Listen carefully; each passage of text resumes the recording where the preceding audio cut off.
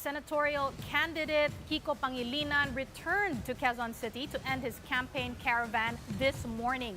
We have mobile journalist Ivan Tarinque for the details. Hi Ivan, can you give us some details about the caravan that happened earlier?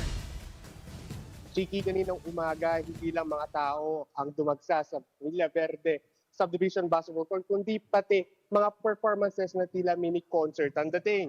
Ginanap kasi doon ang last final leg ng Wow Caravan nang muli tumatakbo sa pagkasenador na si Kiko Pangilinan mula Pampanga, Bulacan hanggang Quezon City ang kanyang inikot kaninang umaga para kumbinsihin ang mga botanteng ibalik siya sa Senado.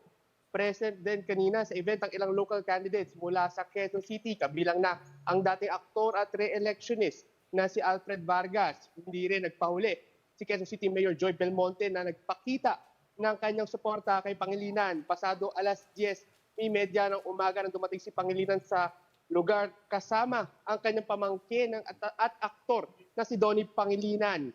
Pagpasok pa lang nila, hiyawan at palakpakan ang sumalubong sa kanila. Ayon kay Pangilinan, malaki ang naitutulong ng last-minute endorsement ng mga local officials sa kanyang kampanya. Nabanggit na rin kasi kanina yung mga ilang lugar na gaya ng Cebu na biggest voting province at Cavite. Yung endorsement daw ng mga probinsyang iyon ay malaking boost sa kampanya sa muling pagbabalik sa Senado. Sa pinakahuling survey kasi, hindi pa rin kabilang si Pangilinan sa tinatawag na Magic 12. Pero umaasa siyang may surpresa na darating na halalan dahil sa lumalakas na suporta sa kanya.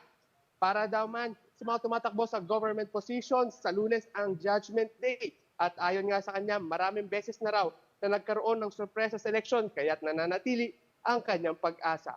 Chiki? Aside from thanking yung mga nag-endorso, meron ba siyang mga last minute na mga pasabi that stood out to you? Yes, Chiki, kanina inuulit niya na itutuloy lang daw nila yung kanilang mga hindi na ituloy na programa noong tumatakbo siya sa pagka-vice presidente, sa pagka-senador. Isa nga dun sa nabanggit niya na gusto niyang isulong talaga sa oras na maibalik siya sa Senado is itong libreng almusal.